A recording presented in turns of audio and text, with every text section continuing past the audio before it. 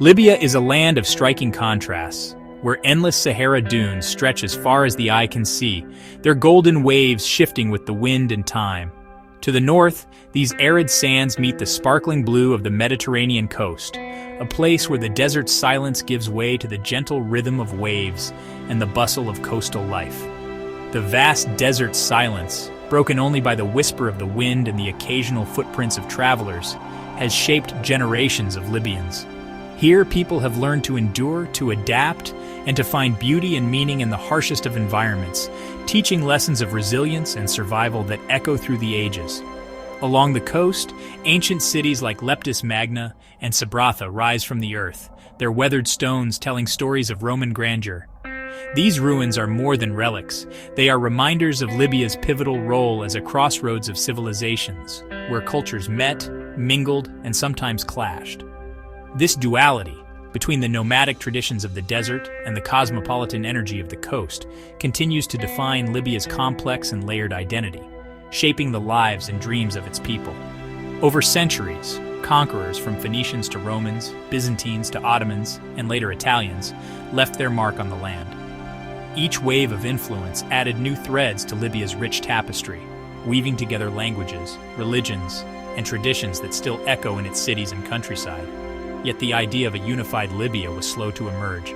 For centuries, diverse peoples, Berbers, Tuareg, Arabs, and others, fiercely defended their independence, their customs, and their way of life, resisting outside control and forging strong local identities. The harsh, unforgiving landscape became both a shield against invaders and a powerful symbol of resistance, shaping the spirit of those who called it home. Through centuries of change and challenge, this enduring spirit would one day drive Libyans to seek their own nationhood, uniting under a single flag and forging a new chapter in their long and storied history. In 1911, Italy invaded Libya, imposing harsh colonial rule and sparking fierce resistance, led by figures like Omar al-Mukhtar.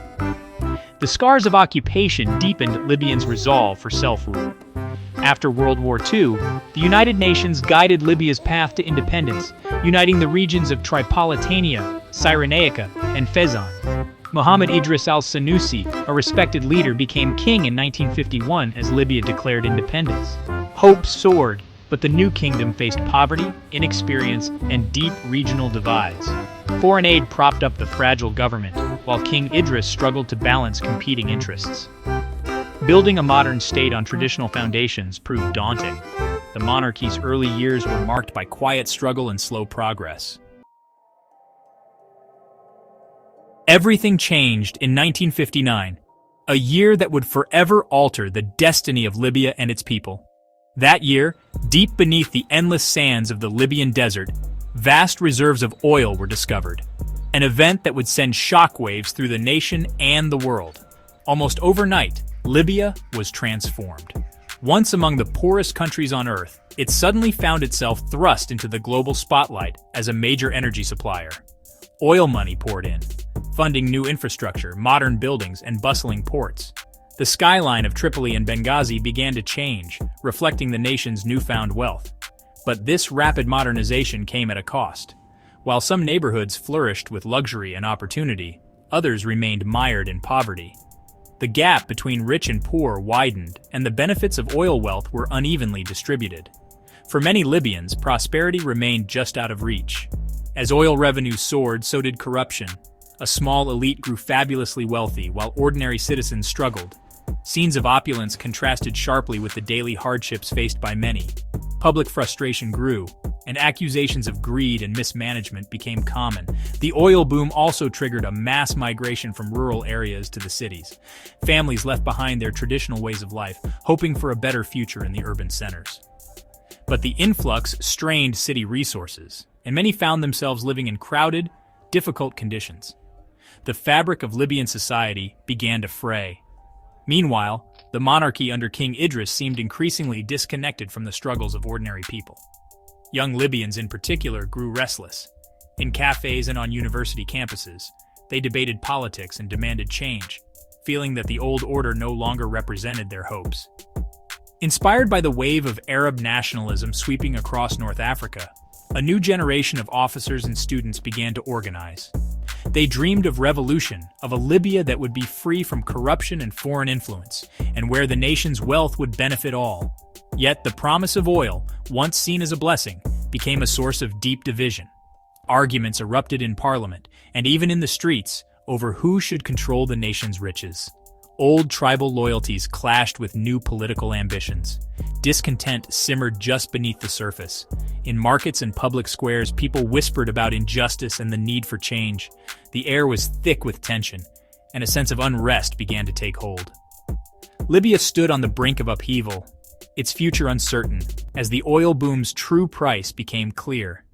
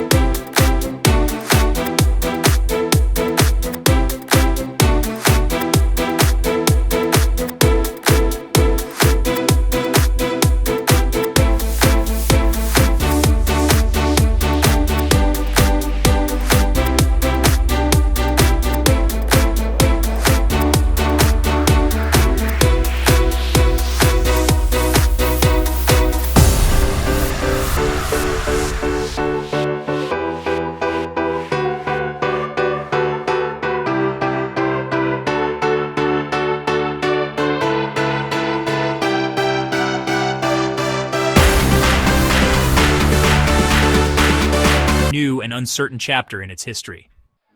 I don't ever slow up, no I don't take shit. I got no love for the fakeness. If you wanna play tough and wanna hate this, I'll always show up. I don't ever slow up, no I don't take shit. I got no love for the fakeness. If you wanna play tough and wanna hate this, I'll always show up and make a statement. I don't ever slow up, no I don't take shit. I got no love for the fakeness. If you wanna play tough and wanna hate this, I'll always show up and make a statement. Everything I do so instinctive and so passionate. Every word I move so descriptive like an adjective. I got a vendetta against people who patented being negative when you should be getting after it. I got facts over tracks, this and that. Spitting slow, spitting fast. I could roast, I could gas. Think I'm okay at last, but I don't know if that can erase all the past. And the pettiness, a reflection of the emptiness. Hilarious, you think you're worth my time, you're delirious. Mysterious, because you hide behind a fake exterior. Inferior, you know I'll always be a bit superior. Get off of me, this ain't no humble brag. I want you to hear words, you can say them back. I want you to feel free from the chains at last, and to believe in what you got, it was built to last, yeah. Now that I've been put through hell, I never got anyone's help. I had to do it all myself. I don't ever slow up, no I don't take shit. I got no love for the fakeness. If you wanna play tough and wanna hate this, I'll always show up and make a statement. I don't ever slow up, no I don't take shit. I got no love for the fakeness. If you wanna play tough and wanna hate this, I'll always show up and make a statement. Gonna learn the consequence of being incompetent. Mental health is confidence, dreams into modestness. I'm not here to save the day, that's for you to take away. I could play a million mind games, but instead I say something not illogical, something that is topical. Rub it on and watch it go, make yourself unstoppable. Dreams are irresponsible, but they're always possible. If you just believe, you could be so remarkable. Thoughts in my head, a collage and they spread. I'll be great one day, going off of my meds. No, I'm not giving up, no, I'm not giving in. I will make it to the top, taking off in the wind. I gotta make it, I'm saving every day to taste it. I'm patient, but my mind, it can hardly take it. I'm chasing a dream that I've had for several ages. A vacant, modern kingdom for the take. Hope. Grassroots efforts keep communities going, even as the nation remains fractured. The dream of peace endures, despite the suffering. In 2025, Libya stands at a crossroads, caught between lingering despair and fragile hope. The ceasefire has mostly held, but political divisions remain deep. A transitional government aims to unify the country and prepare for long-delayed elections. Unifying military forces and building trust are the biggest challenges. International diplomacy and grassroots peace efforts offer glimmers of progress. Foreign powers now publicly support peace, but their interests still complicate matters. Ultimately, Libya's future depends on its people choosing dialogue over conflict. The possibility of a unified, stable nation is still within reach. Libya's future remains unwritten, a story shaped by struggle, resilience, and hope. The nation's greatest asset is its people, especially a new generation yearning for peace and opportunity. Reconciliation and justice are essential for healing old wounds and building a shared future. National unity and transparent management of oil wealth could transform lives. The road ahead will be difficult with setbacks and challenges, but the dream of a democratic, prosperous Libya endures. Ordinary Libyans continue to work for peace in their communities. The next chapter could be one of recovery and renewal if Libyans seize their destiny. Hello everyone, welcome back to the African Lens 7421, your go-to place for deep dives into African politics and public affairs. Explore Libya's dramatic journey from Italian colonial rule and monarchy to Gaddafi's iron grip and the post-2011 chaos that reshaped the country. This in-depth historical and political analysis breaks down how Libya became a symbol of revolution, civil war, and foreign intervention.